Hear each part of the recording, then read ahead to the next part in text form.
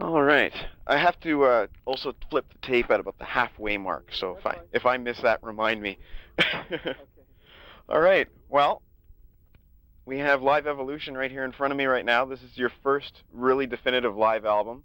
Yeah. Before you had the Live Crime box set, which was basically just one album's worth of material. So this is a big deal.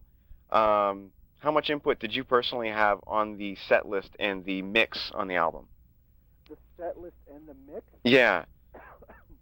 Well, the set list was. I mean, that was pretty much a group effort there. I mean, yeah, we were all. We individually we all kind of came up with certain songs that we thought that we would like to perform that night. But I mean, at the end of the day, it was putting together something that was going to be uh, something different than we usually do, and that is go back several albums and perform some of these songs like from The Warning, from Rage for Order, Yeah. because a lot of the time, a lot of the tours, well, these past few tours, we've been focusing more on like from Operation Mindcrime forward, with the exception of maybe like Lady Wear Black or Take Hold of the Flame, but, from their earlier albums. But this time around, we just wanted to be, we just wanted to give them something that, you figure it's a live album, live DVD. Let's give them something refreshing, like some of the older stuff. And but with the mix, um, Well, you always hear horror stories about bass players in the mix. You know, the legendary John Entwistle turning up the bass sound on Live at Leeds. All these stories. So is that a struggle for you? not necessarily. The thing is are you talking pretty much the mix out in front of the house or on stage or what are we? On the actual released album, the actual compact disc. Okay. Uh, Basically, no different than than the way we've been mixing our last our albums. I mean, Yeah. It's certainly you certainly want to at least be somewhat audible, so you can at least hear some of those bows, you know, kind of complement the rest of the mix. But yeah, I mean, I'm not really a flashy type of a bass player. I'm more, I kind of like ride with the groove, Yeah. and play along with the groove there. But as long as it's somewhat audible enough, to where you can hear it. And granted, there's going to be some times where when you perform a song that's a little bit more up tempo, yeah, you're going to lose some of that. But that's to be expected. That's just the nature of the song, Right. of the instrument. Yeah, I mean, as long as again, as long as you can hear everything, it's really tough to try to isolate everything and try to make it sound studio-like, especially when it's a live recording. Mm-hmm. But Kelly's the one who pretty much who actually mixed the live CD, and we thought he did a really good job with it. Oh, I agree. Um, the one thing, obviously, the first thing you notice when you buy the album is that you've got it organized into suites, and it's basically almost laid out chronologically. Yeah. So that kind of presents interesting problems. You don't have the traditional, you can't play, say, Silent Lucidity during the encore. So what made you guys decide to lay this thing out almost chronologically that night?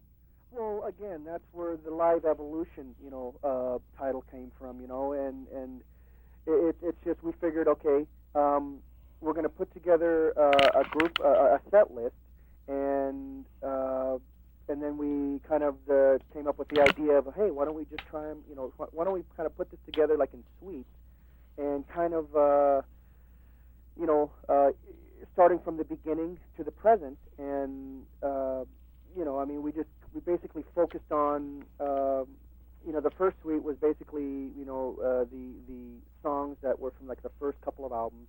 The second suite, the next following set of albums, and so on. But I mean, it was just an idea that we put together, and we thought it would be kind of fun to do, and I mean, it definitely makes sense, now that when you look at it, and then when you hear it,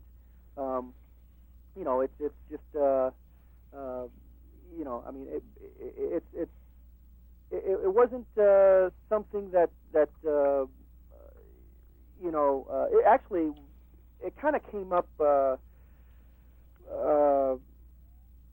I can't remember who brought up the idea, but it just spontaneously it just came about, you know. Yeah. And because we wanted to basically figure, okay, like I was saying before, live evolution, from the beginning to the to now. That was a given there because obviously we had to start with some of the songs from the past, from the first few albums, and so on. But when we, you know, with the suites, it just kind of made it more interesting. Mm-hmm. You know. I thought it was a really different kind of idea, but it worked. Yeah. Were there any songs in the early stages that got eliminated that maybe you were a little sorry that didn't make it onto the album? There was a couple of songs that didn't make the album. Let's see. One of them was Enforcer and No Sanctuary. And I think there was, I can't remember the other songs. There was like maybe just a handful of them, not many, 3 or 4 songs. But the thing is, you know, it's really tough to sit down and try to perform everything that we have on paper because, first of all, we're limited for time. Mm-hmm. And second of all, we're limited for, you know, when you record on disc, there's only so much time you can record. I mean, so much information that those things can record. But, yeah, I mean, you know, I'm losing my train of thought here about something else. Oh, geez. That's all right. We can come back to it if you want. No, actually, just go ahead and finish this. I was just thinking about another something else about the show, but about the songs. Yeah, it's a long set. It was just you know, trying to, you know, put together, like I was saying before, a good variety of songs that not only are going to please ourselves but also the fans, you know. And again, you know, I mean, you know, if we were to play all the songs that we had written down on paper, heck, we'd be up there for like 3 or 4 hours. But so we had to kind of shave a few of the songs. But you know, I mean, I think you know, selectively speaking, I think we kind of you know, chose songs that kind of pretty much covered at least something from each album. Mm-hmm. You know, and to, you know, yeah, basically that's pretty much it. You know. Yeah. Were there any tunes that you knew, I'm never playing this tune again? There's no way I want to play this tune again. Well, not really. It was just, you know, well, the funny thing was, you know, as we were writing these songs down on paper to you know, to choose from, and as we were learning these, I mean, it took me a couple of days just to remember these songs from the Warning. We hadn't played some of these songs in, you know, 15 years, yeah, 16 years, you know, and you're just listening to it, go, God, what key is this in?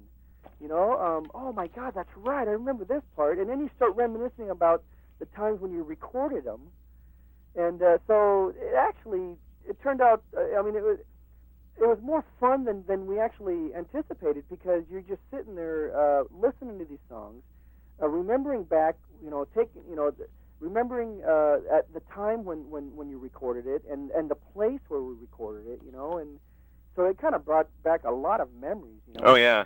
But yeah, it was a lot of fun. I mean, but again, I guess the fun part was relearning a lot of these songs. So that's, I mean, on the DVD you also say that playing the old songs brought back memories. Is relearning them the pleasure itself? Absolutely. Yeah.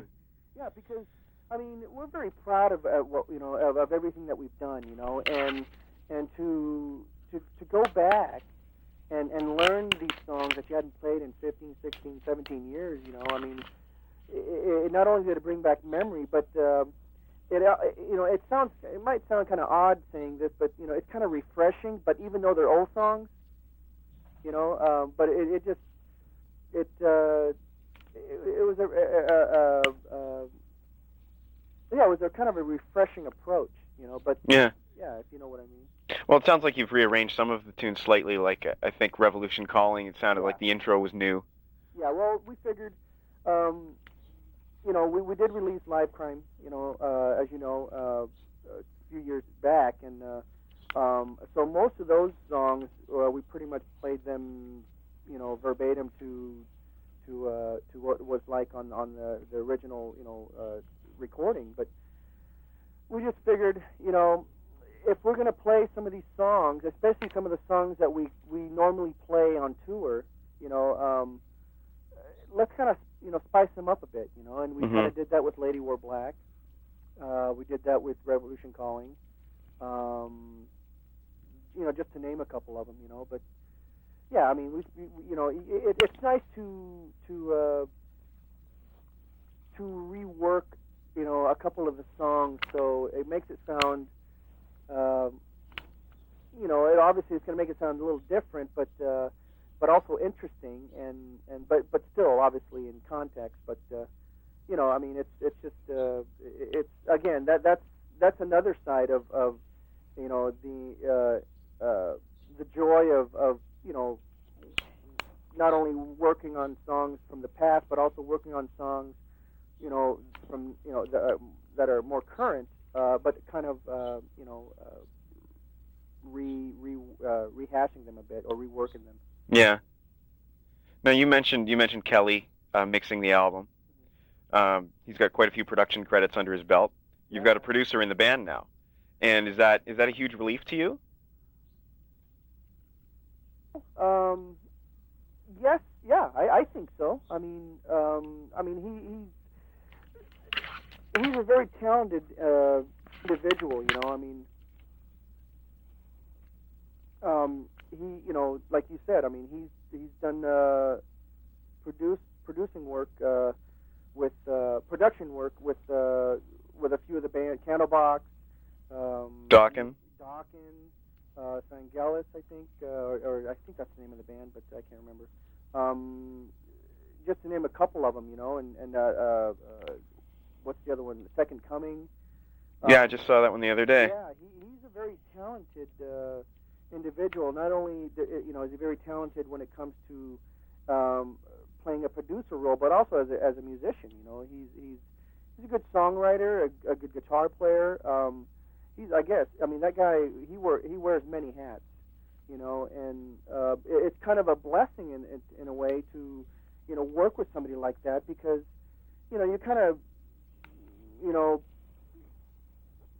killing two birds with one stone, you know, if you will, you know, being a guitar player, a writer, but also coming in and helping us produce as well as mix. You know, the last album, it was pretty much the band that had produced it, but he pretty much took the credit of engineering. But yeah, I mean, that's how I think that's a major plus, you know, for when it comes to you know, to writing and then you know, recording. Do you think you'll ever go back to, say, Peter Collins or any other outside producer now that you've done it this way? Perhaps, you know, doors are always open, you know. You know, we'll see. We've you know, I mean, this is kind of like, this last album was the Q2k release was pretty much ours as you know, as a whole. With the exception of, you know, some of Kelly's insight as a producer, but for the most part, a majority of that was pretty much the band's production and ideas and whatnot. But so, you know, you never know. I mean, working with Peter Collins or Jimbo, James Barton, yeah, I mean, again, like I was saying, the doors are always open. Should we ever cross paths and you know, if the idea ever comes up, there's always that possibility. Well, one thing about Kelly is that he's replacing somebody who was in the band for a long time. And on the live album, I was really surprised by how seamless the new guitar parts are. You know, it sounds like they should be there. It sounds like the old Queensrÿche. Now, making the transition, did you guys feel that you had to shape him in any way to play like Chris used to? Well, not really, because you know, uh, Kelly has a little bit more of a bluesier background, as opposed to as opposed to Chris's style. But I think as you can tell, Q2k without Chris, you can kind of tell stylistically it's a little different than the songs that Chris had worked on. Yeah. But he had some tough shoes to fill, but I don't think he had I don't think it was that difficult for him to fit in, and because if you think about it, I mean he's playing pretty much Chris's parts, so it's still going to represent, especially speaking with the older songs, you're still going to hear the older style. Mm-hmm. When he's playing, the songs that Chris had worked on. But but that's almost inevitable, unless there are times when he would change, maybe a solo here and solo there, so he's not playing exactly what Chris wrote. But I think he complements Michael quite well, stylistically, and again, he's a very talented guy. Oh yeah. Now, as far as a bass player, you being a bass player and getting a new guitar player in the band, did you have to make any adjustments? Did he come to you and with harmonic ideas or anything like that? Well, I don't know so much about that sort of an approach, but really, honestly, we just kind of let it happen. Yeah.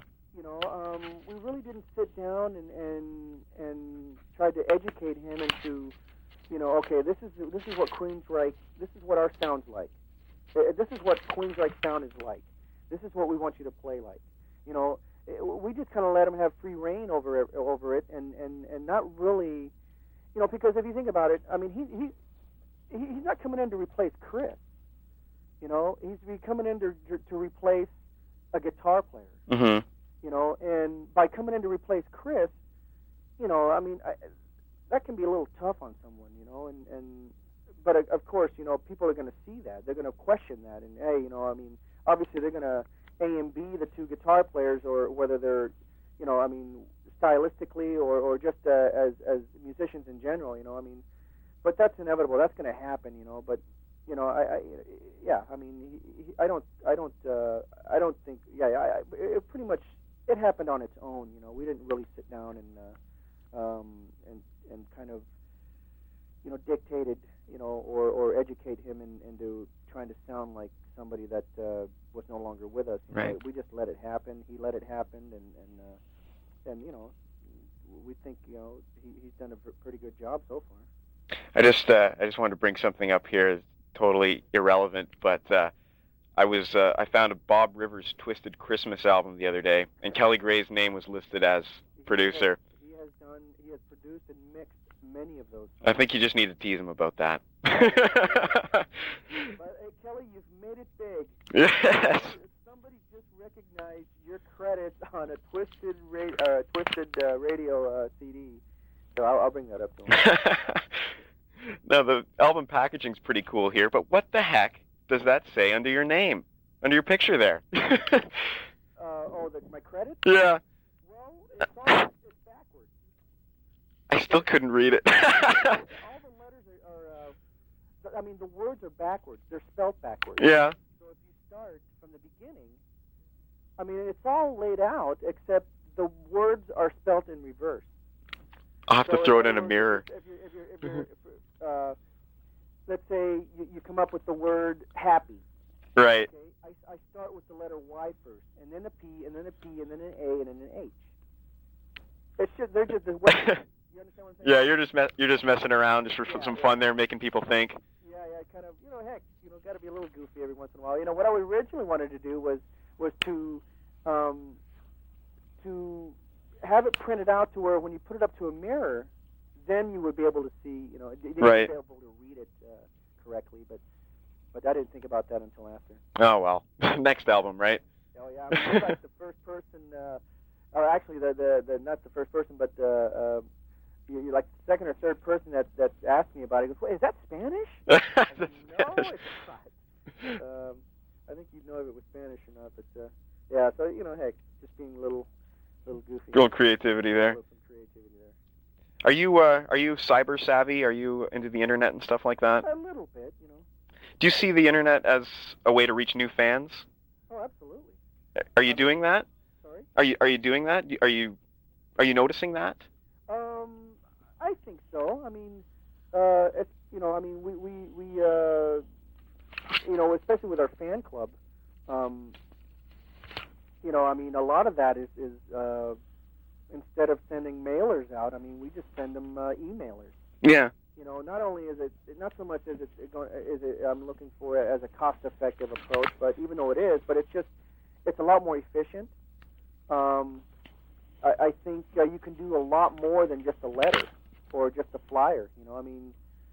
Yeah, I think it's done wonders. I mean, of course, obviously it's been the wave of the future for a few years, and I think it's a great tool.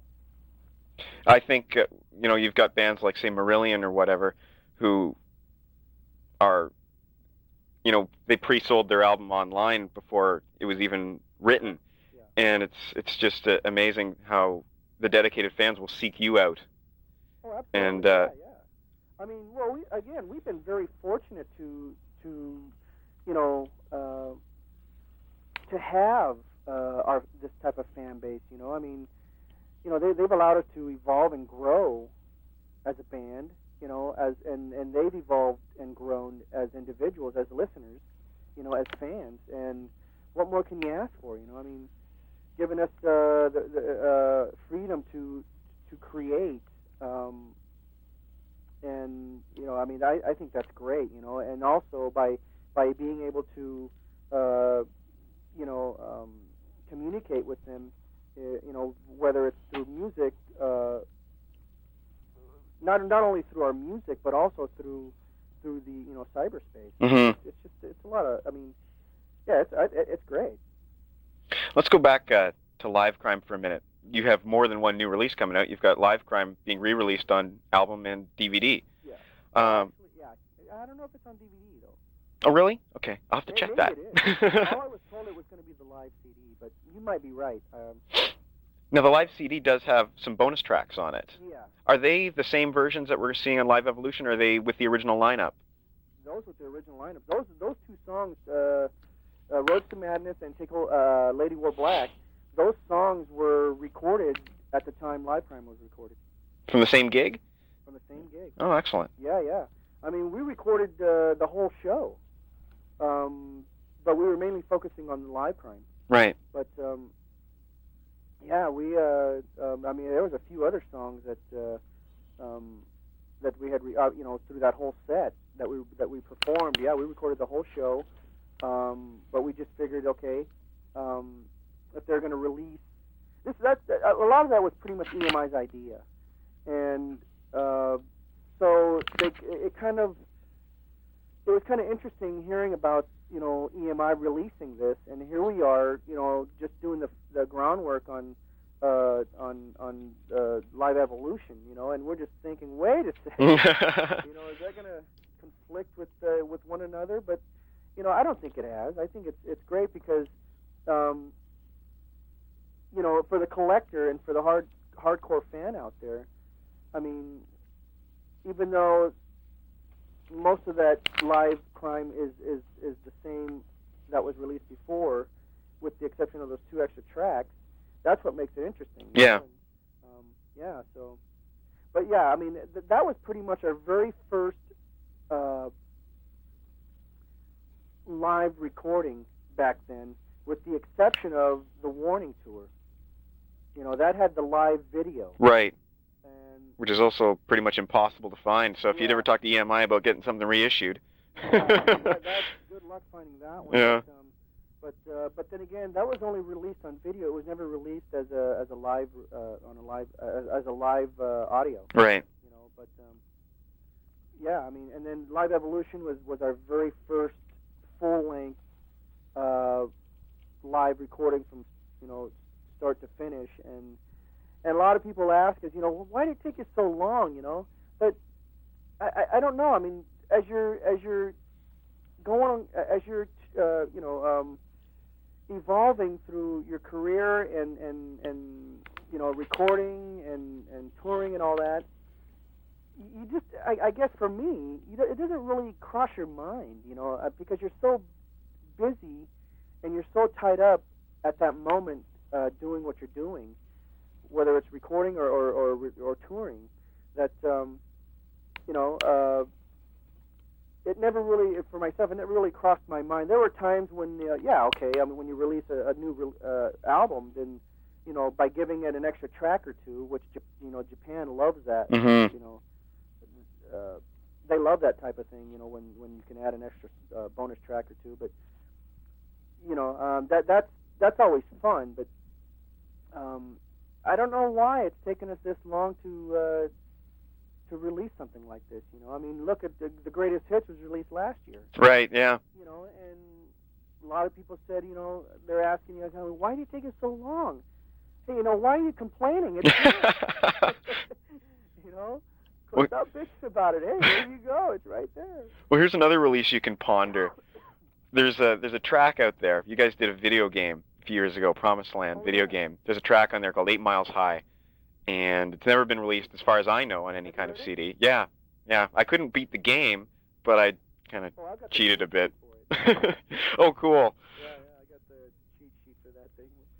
But it's a great track, and it would be nice. Like, you guys do have, at this point, you've collected a few B-sides and live things and remixes and whatnot that you can release as a rarities disc if you ever want to. Is that ever going to be in the cards? Anything's possible, but again, I don't know if we've ever taken it that serious to do something like that. Maybe perhaps a lot of the majority of the reason is the fact that, how satisfied are you with the results of that, that particular song? Mm-hmm. There was a reason why it wasn't added to, the new album or whichever albums that were released. Perhaps it was stylistically, it didn't coincide with what we were doing. Sonically, maybe, it didn't work. But I don't know. I mean, that's an interesting point, though. I mean, would we ever put something like that together? Yeah, anything's possible. I mean, I think it'd be fun because we have quite a few songs in the vault. I mean, we've archived quite a bit of ideas, and there's even songs that we have from the Warning days. Really? From Operation Mindcrime days. I mean. Just a couple of songs that are just floating around doing nothing, but you never know. I mean, sometimes there's actually been a couple of songs. Let's see, what was it? Which album was that? Was it Promised Land, I believe? There was like 2 songs that we had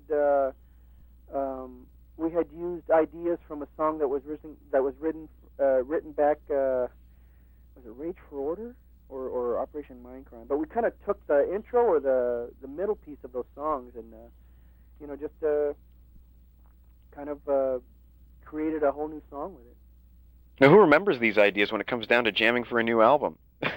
Is it something that you'd go dig up old tapes, or is it something that just kind of you remember this bit and you play it? I mean, stuff like that just happens. I mean, because what we normally try to do is just try to create something fresh, but it's always fun to go back and take a listen to what you've worked with on the last release or the release before, because there's always some ideas there that you can possibly use.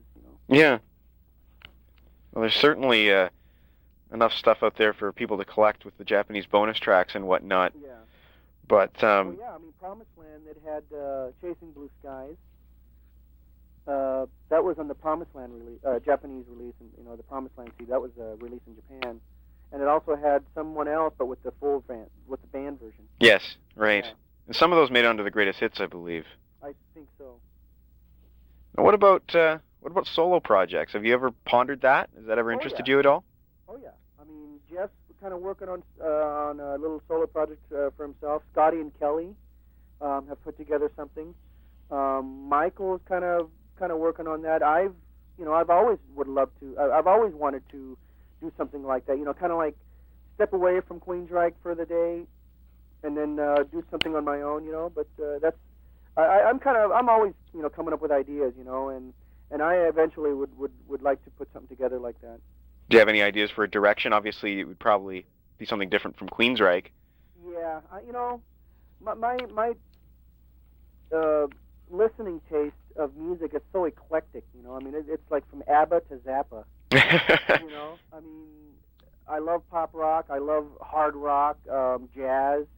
I think one of the last albums that I actually bought was the Rob Zombie Hellbilly Deluxe. Oh, really? That was one of the last albums that really, it grew on me like fungus, and it's just got some angst and attitude, and that stylistically, that would be a fun little approach, All right, I'm gonna. You never know. Heck, it's always up in the air when that time comes, and you could always think about, all right, this is what I would like. This is the direction I'd like to approach, but when that day comes, you could always have a whole different, a whole different idea, This is true. All right, I'm going to take a minute. I'm going to flip the tape, Okay. and I'll be right back. Don't forget to flip the tape. Oh, yeah, okay, man. Okay, I'm now ready to rock again. Where was I? All right. One thing you notice when you listen to the new live album, and, the catalog in general, is that maybe from Empire onwards, there's a lot of strong grooves happening, especially in Q2k. Jet City Woman obviously is one of the strongest bass lines you guys have ever recorded. A lot of the older stuff is faster, more riff oriented. Which do you prefer to play live? When it comes to the era? Well, which style of song do you prefer? Like the faster or the more groove Jet City Woman kind of stuff? Oh, geez, I'll play anything. I'm serious. I love a lot of the groove, but yeah, heck, I'll play just about any type of a groove. That's what makes it interesting. Mm-hmm. And when you got a band like AC/DC, okay, they are one of the few bands that can get away with writing 3-chord progression songs with the same 4/4 beat. Right. And still, create something that's very good. But they're one of the few bands that can get away with that. I don't know what it is about them, but and then you've got there's other bands that might have kind of they release one album, then release the next one, and it's kind of similar. Might have a lot of the same grooves and stuff. Sometimes it doesn't work for them, but you just, I don't know. I'm always into the idea of creating something different. But there's, you can only go so far because everything's pretty much been done. Mm-hmm. I feel, but it's just, I think. I think is, what you have to work with is how to continue to be creative with what you have to work with, because, you're gonna obviously hear a song, that's gonna sound like somebody else.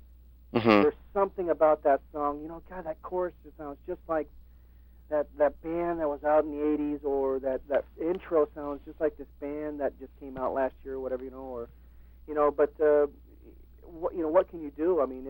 You try to be creative. It's really difficult to be original anymore, Yes, that's true. Especially now. But I don't know. There's a lot of musicians out there. They're very talented, and there's a lot of bands that are very have been very successful doing what they're doing, and and you just have to credit them with their talents and whatnot. It's just, it's tough to be extremely original nowadays. You notice a lot of bands today, resorting to electronic sounds to make something new, Moby or whoever. Do you ever see Queensrÿche experimenting with that? Or a little bit more so than, I guess, when Rage for Order you did that a lot, but... like more instrumental, or? Yeah. Just doing... I guess on Rage for Order you guys experimented with a lot of electronic sounds. Oh, yeah, we actually created some of those sounds ourselves. Oh, really? Oh, yeah, at the very end of Walk in the Shadows?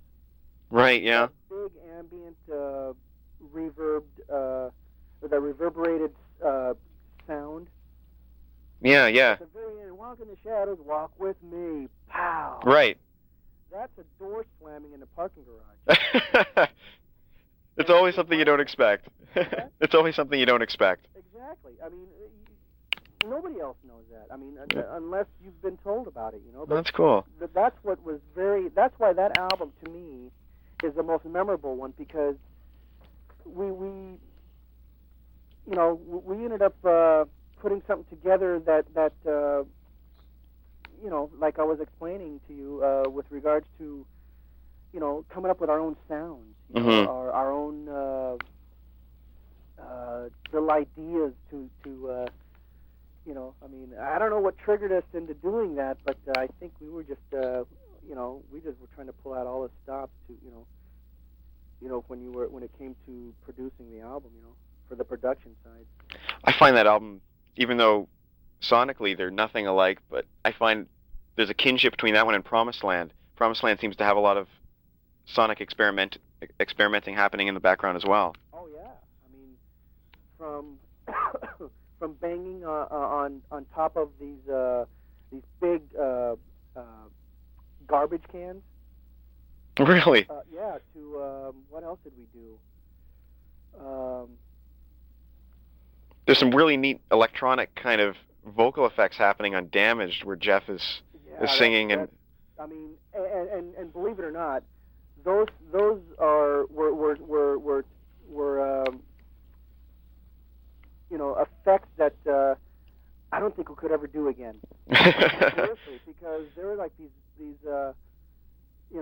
whoa, that was cool. What, did you record it? He goes, yeah. Now let's try it again, and then we could not recreate that. Oh, really? It was weird, but so again, it was just like one of those one-offs. I mean, you just.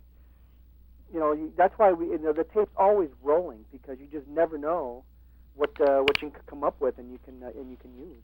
The band was also experimenting a bit more with different instruments, sax, cello, piano. Yeah. Now, do you play any other instruments yourself? I'll tinker around with a little bit of a keyboard, maybe a little guitar here, but I tell you what I really love the most. It's really kind of rivaling, playing bass is singing. Oh, really? Yeah, well, you've always done background vocals. Sorry? You've always done background vocals. Yeah. I love singing, and I've noticed that since Chris has left, I've had to cover a lot of his parts, and I'm telling you, they're up there sometimes, but still, after, when you, again, it's something that you don't really, you're not totally, you don't really think about, but through all these tours that we've been, performing on, I've never realized how much he actually sang. Really? Because you're so busy playing your bass and singing your parts. Of course, yeah. But you're aware that he's singing his parts too, but since I've covered a lot of his vocal parts, gee whiz, I mean, I'm like, holy cow, I got to sit down and remember all this, but yeah, it's pretty interesting though, but yeah, I just can't believe how much he actually sang, I noticed the Q2k material. It's funny you should mention it, that you're singing more, because I was going to say that it sounds like there's more vocal harmonies happening on the live versions. Yeah. And do you hear that as well? Maybe. I think maybe a lot of that could be for the fact that the harmonies are maybe they were writing a bit hotter than the album. Oh well, okay. Because the harmonies are probably still there on the album, but they might have been recorded a little hotter on the live mix. Right. They just kind of stuck out at me, and I thought, well, somebody's singing more. Yeah, that's Kelly and I, but yeah, it's I tell you, And for the thought that that I love singing, I have no complaints, with what was thrown at me with regards to all the backing vocals and whatnot. I mean, heck, I'll sing anything. Do you see yourself singing lead on a Queensrÿche album? I think Chris sang lead on Here and the Now. I don't know. That's never crossed my mind, but again, you just never know. No, that's true. I mean, with Queensrÿche, heck, there's always new. You just never know. I mean, it's something. We're always branching off into some sort of new territory, whether it's just whether it's sonically speaking, producing, writing, or whatever. So we try to. I guess at times you can say that it's a conscious effort, but there's times where you're aware, and you just try to to kind of create something for that moment, and we hardly, at least for myself, I don't normally like to look back and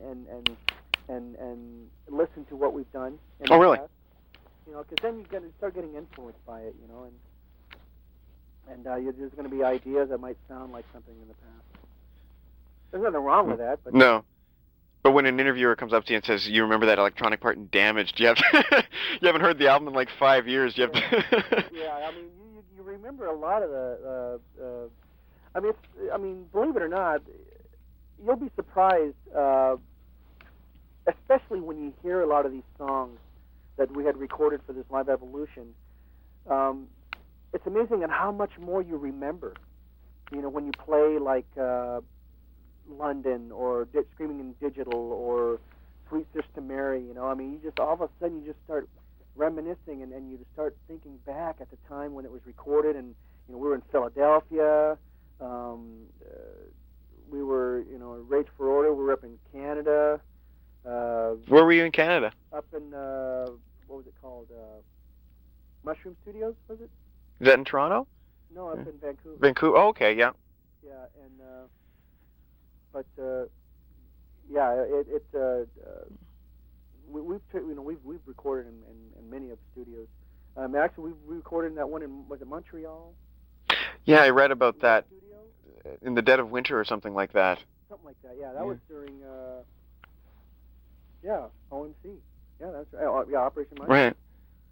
I think the most interesting location is, well, obviously because of the video game you get to see it a bit more, but the Promised Land one looked like the ideal kind of recording situation. Oh, geez, talk about tranquility and isolated. It's this small little island up north, called up by the San Juan Islands, and yeah, you're right. I mean, it's like we got away from everybody, and fortunately it was only like 3-4 hour drive, but still. Just within those 3 or 4 hours, you go from, a live environment to a very tranquil and very quiet environment.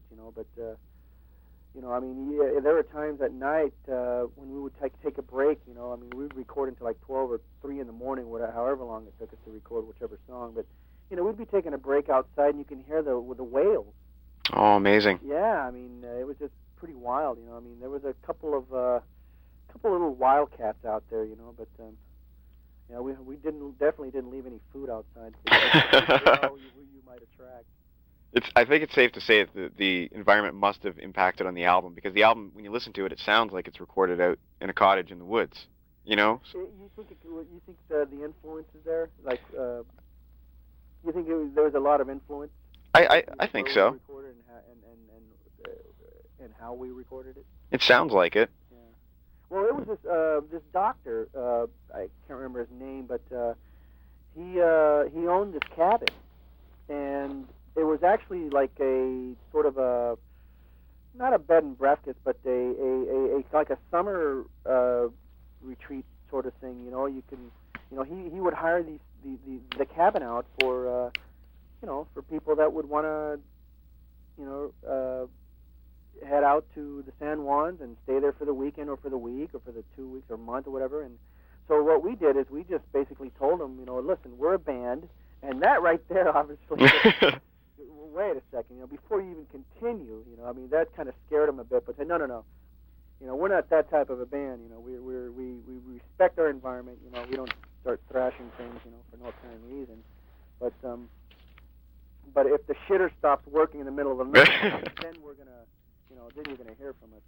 But, no, but I mean, so we kind of worked out a deal, and we were there for a few months, and we ended up just hiring out. We moved in both units, so it was this massive cabin, and it was pretty cool.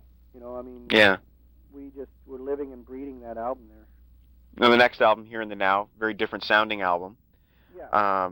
Now, in the liner notes, it's virtually just brushed aside, the album Here and the Now, Frontier, and there's only one song on the live album from Here and the Now. Were you disappointed in that album at all? No. I mean, I just think, that's interesting you bring that up, because we were working on a couple of the other songs, but, I don't know why there was only just one song, recorded for the live Evolution. I just think, I don't know. I mean, that's just interesting you bring that up, because I kind of noticed that. I go, God, there's only one song from that album. I wonder how that happened, But I guess it's the same problem that you were talking about before, which how do you put all the Queensrÿche songs on one album? Yeah. Well, again, I mean, I think we were really focusing a lot of the older stuff, because throughout our touring, whether these last few years and stuff and whatnot, I mean, we kept hearing a lot of the, hey, you guys are playing anything off the Warning, or anything off Rage for Order, or anything off the EP, and so right then, it kind of sparked the idea of, hey, we let's go back, let's really give them something, that they're going to really enjoy, because it's, I mean, it's a live. I mean, heck, who knows if we'll ever get this opportunity again, So why not just give them something, give them a variety, a potpourri of Queensrÿche material from the beginning to the present, And there it is. Yeah. Now, listening to the album, just trying to play the picking out the influences game. Very hard game to play, but correct me if I'm wrong, but I hear a little bit of Geezer Butler, a little bit of Steve Harris. Are those guys influences on you, or am I just hearing things? Just through, just throughout the whole. You mean since the beginning? I don't know. I just hear bits where I'm like, oh yeah, that sounds like Geezer Butler. Yeah. I mean, I'm sure, especially from the earlier days. There were some major influences on like from Geezer Butler, Steve Harris, a little bit of Geddy Lee, But, yeah. But I don't know. I mean, if there's times that it sounds like that, then you're probably right. I think at that given moment, I'm sure I was influenced, and we were all influenced by what was out at that time, and especially with the EP. And the Warning. I mean, there's some guitar riff that sounds like, God, that sounds like when you're listening, like I was saying before, you're relearning these songs, and then when you start hearing the instruments, wow, doesn't that sound like that one band back then? And so, but I don't think you're really aware of it up until maybe a few years later when you listen back, Is there anybody out there right now who just frightens you on bass? Like, my God, that guy's one monster player. Oh, heck, there's tons of them. Yeah? I mean, I'm a very simplistic, I take more of a simplistic approach, but, that's just my style, but, I love funk. I mean, I really like a really hard driving sound. Right. And I tend to focus more on the sonic end of it than more of the performance end. I see. Because, I'm really into experimenting with sounds. I mean, as you can tell, I mean, there's been times when, I actually on the Mindcrime album, I've had guys come up to me and they goes, "Hey, how did you get your bass to sound like a truck?" I go,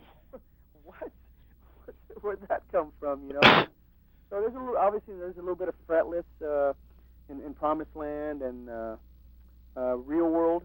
You know, that was right. for that the movie. And Schwarzenegger. Some fretless on there, so. You know, I mean, you know, heck, you know, some 5-string here, some, you know, whatever, but here or there. But yeah, I mean, I'll experiment with anything, you know. But I think I really love approaching the sonic end of it, you know, the trying to come up with a really cool sound, something that's very distinctive, and so. That's one thing you notice right away. A lot of fun. I think you notice that right away when you listen to the bass, and just the bass alone, is that the sound is almost as impressive as the parts you're playing. It's almost a character. Yeah, and there's some I mean, there's a lot of bands out there, you know, with a lot of talented bass players that I'm just like listening to this thing. I go, how the hell did he get that sound? That is so cool. Yeah. What's he running? Some sort of an effect, you know? I wonder what he's using. You know, you're just sitting there reaching and guessing, you know. But it's a lot of fun though. I mean, hearing a lot of these bass players, and I mean, I tell you, you learn a lot just from listening, you know, and you know, I mean, I was really a big Grand Funk and especially Alice Cooper fan. Right. I mean, Dunaway back then, that guy was an amazing bass player. And then what's his name? Cher from Grand Funk. Heck, I forgot his name. I'm spacing. I can't remember it either. Oh, jeez. Mel Cher. Yeah, he was an amazing bass player, and so I kind of, you know, I enjoyed a lot of their bass work back then, you know. But you don't really hear it in my style, but I just liked hearing it, you know. Just yeah. Like, the performance, you know. Well, I know that when you put on the Promised Land video game, there's some definite funk influences happening there in the backing music that you've chosen. So that doesn't surprise me. And all very funky backgrounds and scenery too. But so that doesn't surprise me at all. But do you see yourself maybe for that aforementioned solo project? Do you see yourself doing like a big horn section, any kind of funk thing happening there? Oh yeah. Yeah. That was just a little piece I wrote for the you know, that Promised Land CD-ROM game. So yeah, that was kind of fun. I mean, I tell you, it was. And if you notice, I'm using a different color tie on each musician. You know, I mean, each instrument that I'm playing.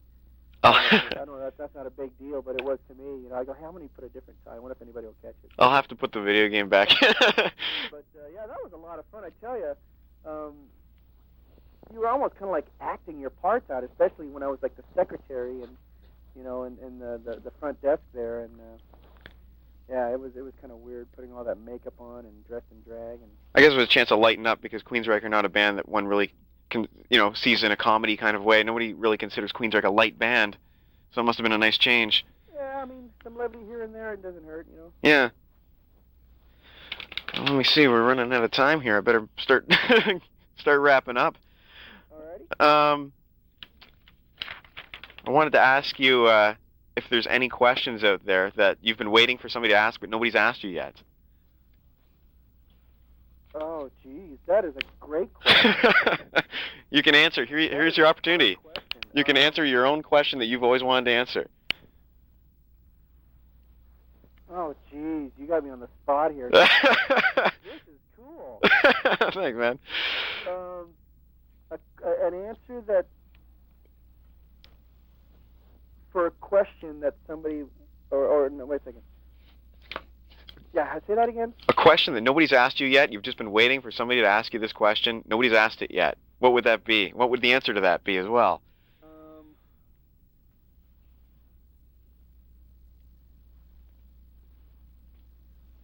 Oh, geez.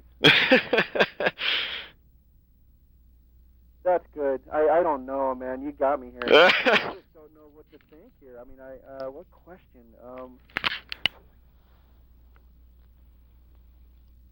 We can make it something simple, like what color socks you wear.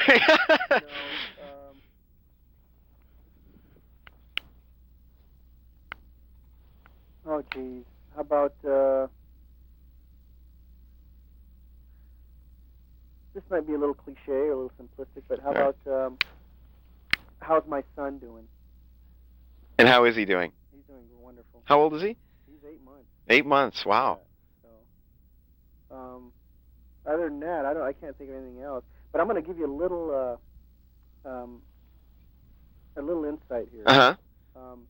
If you're watching the DVD, I was kind of fucking around with continuity. Uh-huh. If you notice my wedding ring,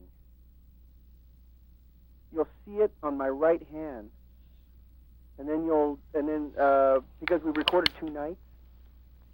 Oh. You know, you switched hands? Sorry? You switched hands from night to night? Yeah, I switched it from my left hand to the right hand, and so I don't think anybody's ever going to catch that. But well, now they will. They'll be, when they read this, they'll all be putting the DVDs in the player. Don't. This is just off the record. Oh, okay, that's cool. Yeah. That's cool. Because, that way, it kind of makes it a little fun for them to. Because when they, it's funny because I'm just waiting for this. Oh, that's a question that I could probably. A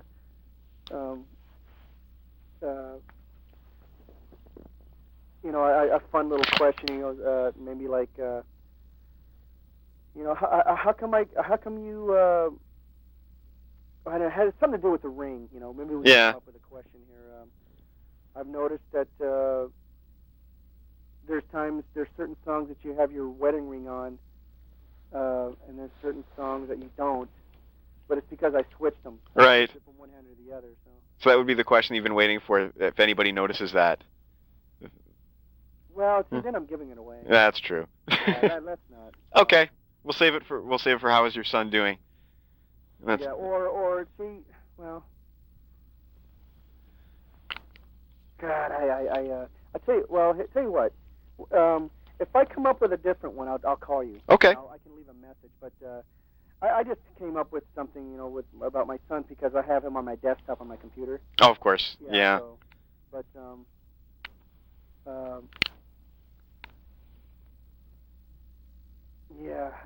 other than that, I mean, it's great to plug my son, but I think we can come up with something that's maybe more silly, All right. But so we'll hold that thought for now. But if that's I cool. come up with something, I'll definitely.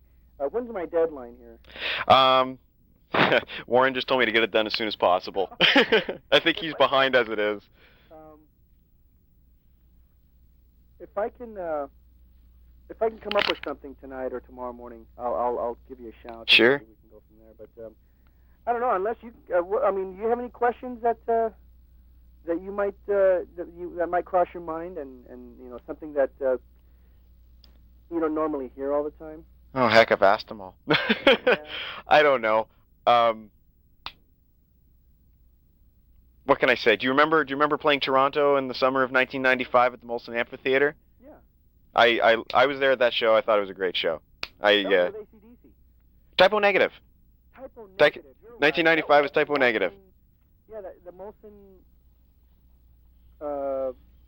Amphitheater or something like that? Yeah, that's kind of an outdoor. One of those. Yeah. Yeah, that's right. That was back in. Yeah, it was with Typo Negative. Was that the last? Maybe you don't remember. Was that the last night of the tour? Yeah. Because I seem to remember that you guys were really screwing around on stage, like the part of the nurse that comes out during. Oh, of course, I can't remember the name of the song. But the part of the nurse was played by some roadie with a big blonde wig, if I remember correctly. Yeah, it was. That was that was our crew, kind of putting in the finishing touches of the last show of the tour, and with the brawl, the bar brawl. Right. Yeah, there's some guy dancing with a blow-up doll. Normally that. I mean, that really didn't happen except for that night. It was the last show of the tour, so they wanted to screw with you. So one of those rare examples where you can see a lot of humor shining through in Queensrÿche. Yeah, and I'm sure it really kind of throws the audience for a loop because they're just like, is this part of their show? I mean, you can just look at their incredulous looks, and just I can just imagine what's crossing their mind. Yeah. Wait a second, what's that guy with that wig doing on stage? And is that? Oh, get this, we were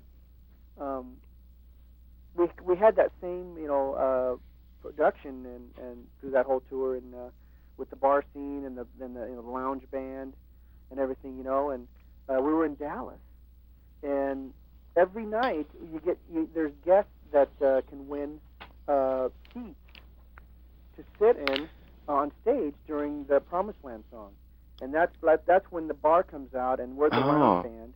That's a great idea. Yeah, and so we were kind of giving away. The winners would go up on stage with us and stuff, but there was these two girls that they had to have been peelers because when during that song, they started to like make out, I'm just like, it almost took away my whole emphasis of performing, and I'm just looking at this, and I'm like looking at Michael, and now the next thing you know, they're on the floor, just like rubbing each other, like body to body, and I go, oh my God, and here I am I've got some cousins and aunts and nieces there, and I go, oh my God, what the hell are they going to say after the show, and it was just nuts, but yeah, it was that was very entertaining that night. But, yeah, they were going for it, but I'm surprised we didn't get arrested. Well, it wasn't your fault. Yeah. Yeah. Let me see if I can. Let me see if I can come up with another question that sure. I haven't answered. Let's see. Yeah, I'm just. Heck, that was a good one, though. Well, thanks. I mean, you get asked so many, but you just never sit down and think, how come nobody asked me this? Nobody's ever asked me that. But yeah, I'm just trying to be a little more creative here. I mean, the thought of my son, that's great, but I figure, coming up with something really silly, something kind of goofy, would be, that's more my style. But yeah, that's good. Let me give that one some thought. Sure, sleep on that. So, when is this supposed to be out? Oh, geez. Well, Warren told me that we're already behind. Oh, okay. He wants me to transcribe this as soon as possible and write it up. And Okay. I'm not sure exactly when he'll be able to answer that question for you a little bit better than I am. Okay. But Yeah, no big. I was just curious. Yeah, as soon as possible. Like in a month, 2 months? I would hope so. Yeah, I would definitely hope so. Okay, so yeah, I'll try to keep. I'll try to come up with a different answer here for your question. All right. Well, that's great. Alrighty, Michael. I had a great time. You bet. You take care of yourself. Are you going to come out and check out? Actually, you're up in Ontario, right? Yeah, that's right. Yeah, you're quite a ways. Because we're going to be in New York. I don't know how far that is from you. Actually, no. Where's Ontario at? Which province is that? Well, it's right close to New York, but it's right near Buffalo. Right near Buffalo. Oh, okay. Yeah, that's still a bit of a hike. Yeah, it'd be I don't know, 3-hour drive maybe from where I am. Oh, okay. But next time you're up in Canada, we'll be there. Right on. All right. All right, guys. Well, thanks so much. You bet, man. Okay, take care. You too, bye. Bye-bye.